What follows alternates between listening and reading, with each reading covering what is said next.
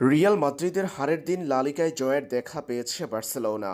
Atletico মাদ্রিদের মাঠে চমৎকার জয় নিয়ে ফিরেছে কাতালান দলটি। ম্যাচের প্রায় অর্ধেকটা সময় একজন কম নিয়ে খেলেছে অ্যাটলেটিকো। আর্জেন্টাইন তারকা নিকোলাস গঞ্জালেসের লাল কার্ডে 10 জনের দলে পরিণত হওয়া অ্যাটলেটিকোর উপর আধিপত্য দেখিয়েছে বার্সা।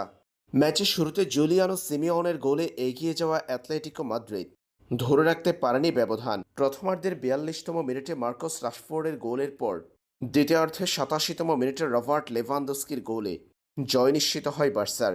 এদিকে বার্সার 2-1 গোলে জয়ের দিন সমান 2-1 ব্যবধানে পরাজিত হয়েছে রিয়াল মাদ্রিদ। মায়োর্কার বিপক্ষে 2-1 গোলে হেরেছে লস ব্লাঙ্কোসরা। ম্যাচের শুরুতে প্রথমার্ধে 42তম মিনিটে গোল হজম করে রিয়ালকে সমতায় ফিরিয়েছিলেন ব্রাজিলিয়ান ডিফেন্ডার এইডার মিলিতো ম্যাচের 88তম মিনিটে। পরে শেষ অংশে ইনজুরি টাইমের প্রথম মিনিটে গোল হজম করে পরাজিত হয় রিয়ালের হার বার্সার জয় লা লিগা পয়েন্ট টেবিলে দুই দলের পয়েন্ট ব্যবধান নিয়ে গেছে 7-এর ঘরে। 76 পয়েন্ট নিয়ে 30 রাউন্ডের ম্যাচ শেষে সবার উপরে বার্সা।